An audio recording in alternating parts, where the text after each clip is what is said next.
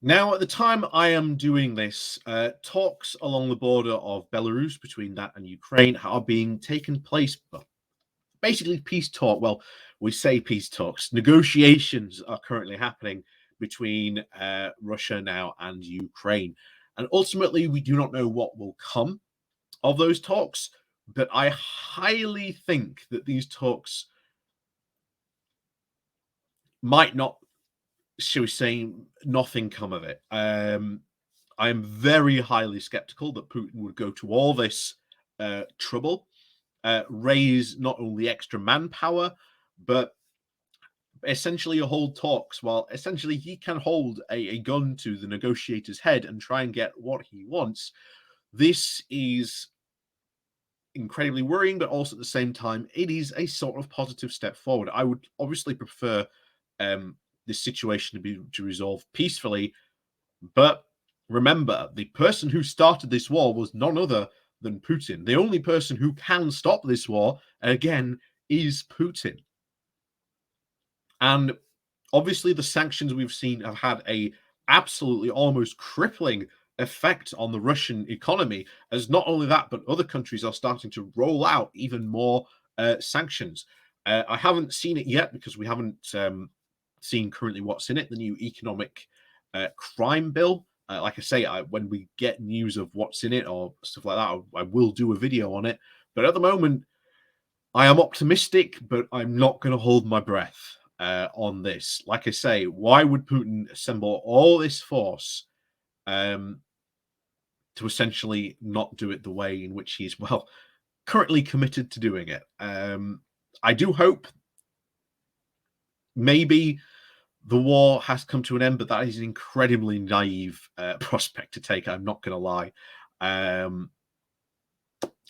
We can only hope maybe this will come to an end soon, but I do not think that it will end anytime soon.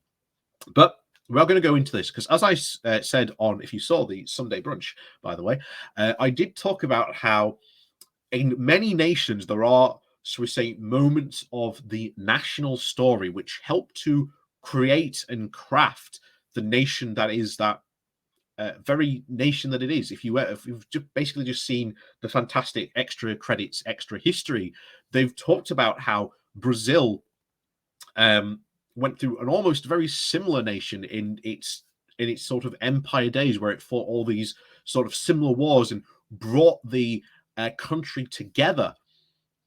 And I think you are seeing this now happen in Ukraine, where this war is bringing the Ukrainian people ever more closer together and pushing them even further away from Russia, something that was already happening. But needless to say, that gap has probably now become a chasm. We've seen videos of troops in action basically saying, after this war, I promise I'm never going to speak Russian again.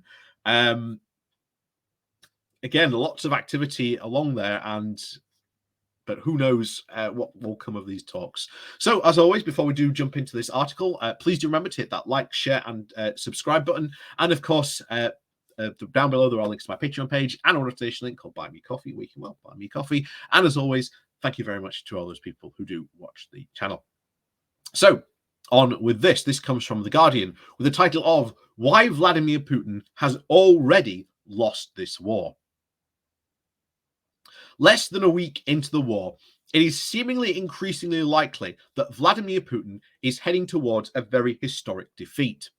He may well win all the battles, but lose the war. Putin's dream of rebuilding the Russian Empire has always rested on the lie that Ukraine is not a real nation, that Ukrainians aren't a real people, and that the inhabitants of Kiev, Kharkov, and Lviv yearn for Moscow's rule. That is a complete lie. Ukraine is a nation with over more than 1,000 years of history, and Kiev was already a major metropolis when Moscow was nothing but even a village. But the Russian despot had told this lie so many times that he now apparently believes it himself.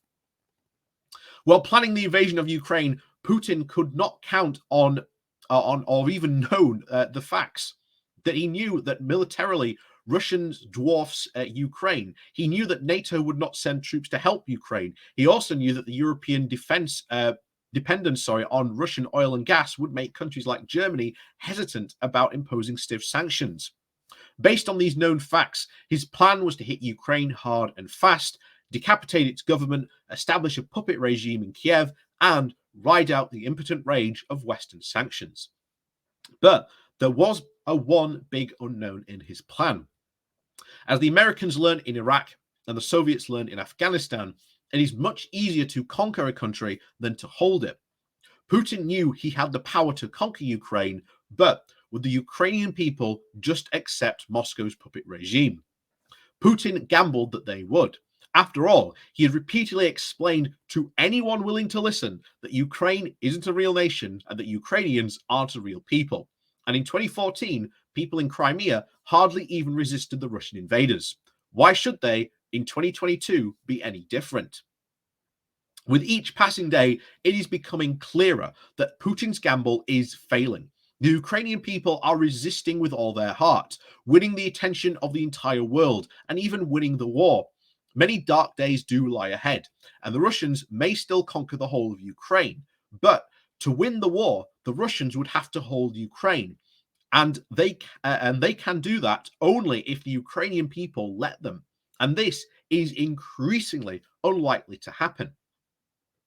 Each Russian tank destroyed, each Russian soldier killed increases the Ukrainians' courage to resist.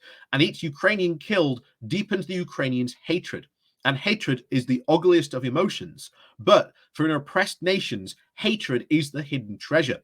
Buried deep in the heart, it can sustain resistance for generations. To re-establish the Russian Empire, Putin needs a relatively bloodless victory that will lead to a relatively hateless peace.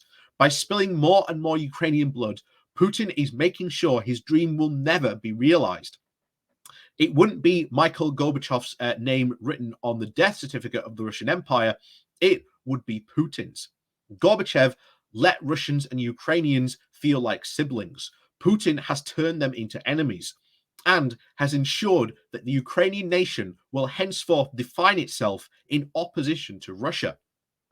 Nations are ultimately built on stories, and each passing day adds more to these stories that the Ukrainians will not only tell in the dark days ahead, but in the decades and generations to come.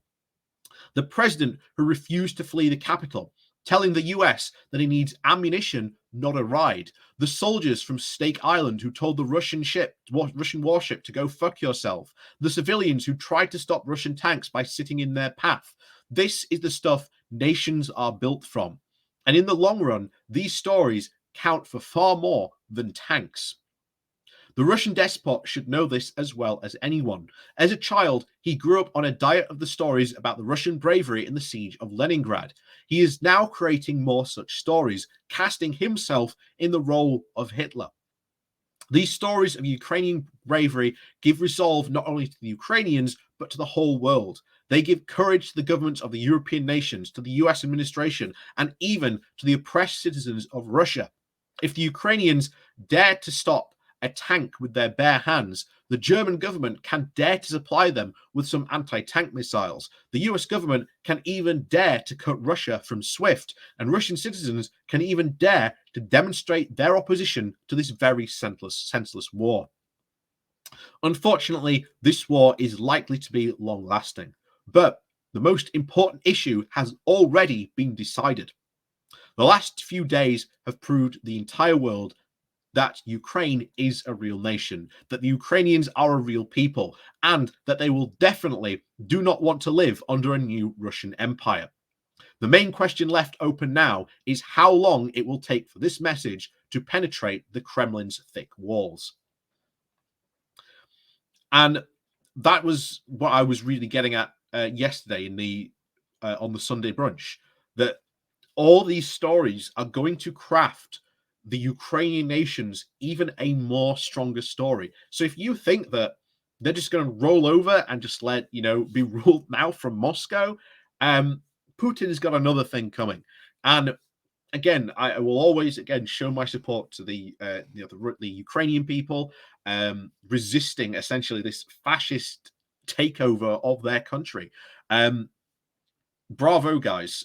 Keep on doing it. The more time you buy every minute, every hour, every day, buys more time for support to come from these countries and shows that if you can stand up to Putin and Putin's Russia, then other countries should have been doing this a lot longer ago. And I'm sorry that it's taken so many of us this long to realize the true threat that Putin's Russia did really face to Europe. So, as always, thank you very much for watching. Please do remember to hit that like, share, and subscribe button. And of course, down below, there are links to my Patreon page and a motivational link called Buy Me Coffee, where you can, well, buy me coffee. And as always, thank you very much for watching. And